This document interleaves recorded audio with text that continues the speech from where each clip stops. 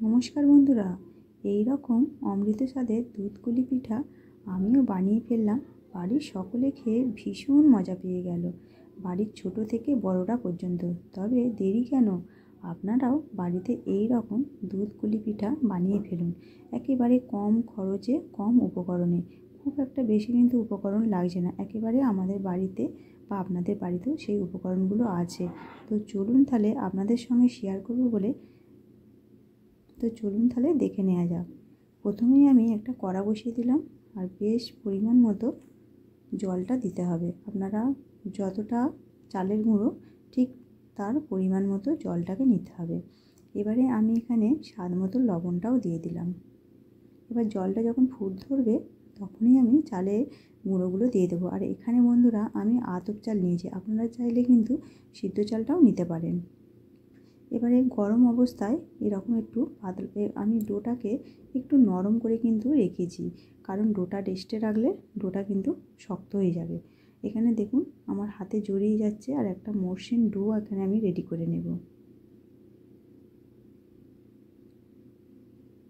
এখানে আপনারা চাইলে কিন্তু এখন যেহেতু পৌষ সংক্রান্তি দিন তো চলেই এলো, চালের গুঁড়া মানে পিঠে মানেই চালের গুঁড়ি দিয়ে, তো আপনারা ময়দা দিয়েও কিন্তু বাড়িতে বানিয়ে নিতে পারেন। তো দেখুন কতটা নরম। এবারে আমি এই ডোটাকে একটা প্লাস্টিক ঢাকা দিয়ে রেখে দেবো, যাতে বাইরের বাতাস না ভিতরে পৌঁছায়। 15 মিনিটের পর আমি এসেছি। এবারে একটা কড়াটা বসিয়ে দিলাম। এবার এই যেটা করব, এখানে নারকেল কোড়া দিয়ে দিলাম পরিমাণ মতো, 4টে ছোটো এলাচ আর 1 চিমটে লবণ। এবারে পরিমাণ মতো গুড় দিয়ে দিলাম, আপনারা যে কোনো গুড় দিতে পারেন, আর না চাইলেও চিনিটাও দিতে পারেন। এবারে সুন্দর একটা নারকেলটাকে ভেজে নেব। তো দেখুন নারকেলের কালারটা কত সুন্দর হয়ে গেল।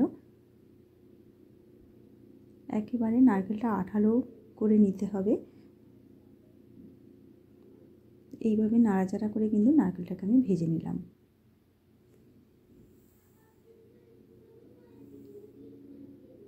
এবার এখানে চলে এলাম। এবার পলিথিনটা খুলে নিচ্ছি। এবারে দেখুন কতটা শক্ত হয়ে গেছে আর সুন্দর একটা ডো হয়ে গেছে।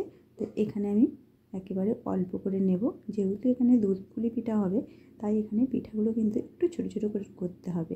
তো দেখুন আমি প্রথমে গোল করে একটা চ্যাপ্টা করে নিয়েছি। আমি জানি, আশা করি আপনারাও জানেন পিঠে করতে, যে আপনাদের শেখানোটা কোনো কথা নয়, তো আপনারাও জানেন। তো আমি যাই হোক একটা দেখাচ্ছি আপনাদেরকে।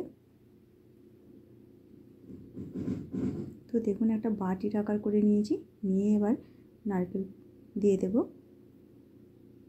নারকেলটা কিন্তু বাটি হিসাবে দিতে হবে।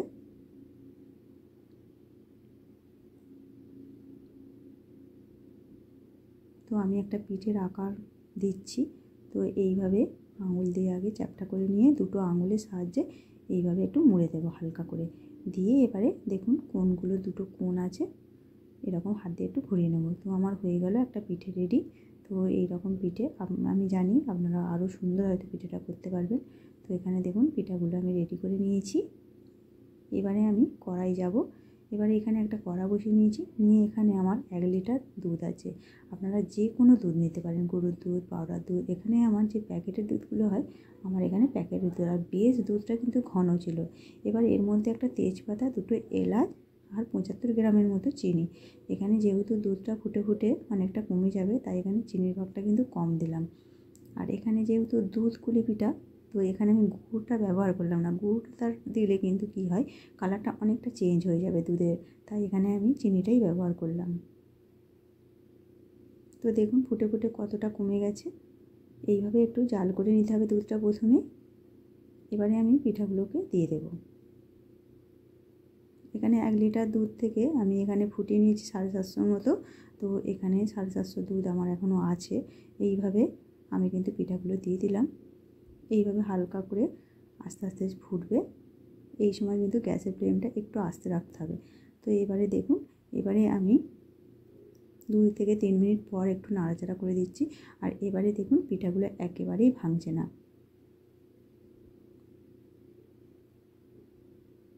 তো এইভাবে আস্তে আস্তে ফুটলে আপনারা বুঝতে পারবেন যে পিঠাগুলো হয়ে গেছে। আর দুধটা যখন অনেকটা কমে আসবে তখনই জানবেন পিঠাগুলো হয়ে গেছে।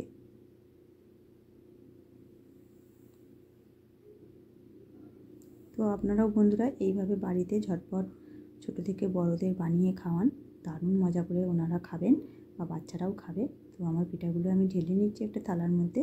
তো দুধটা দেখতেই পাচ্ছেন কতটা ঘন হয়ে গেছে আর সুন্দর লাগছে কিন্তু পিঠাগুলো। আর পিঠেগুলো কিন্তু দুধগুলো অনেকটা স্যুপ করে গেছে আর ভীষণই নরম হবে খেতে, দারুণ খেতে হয়েছে।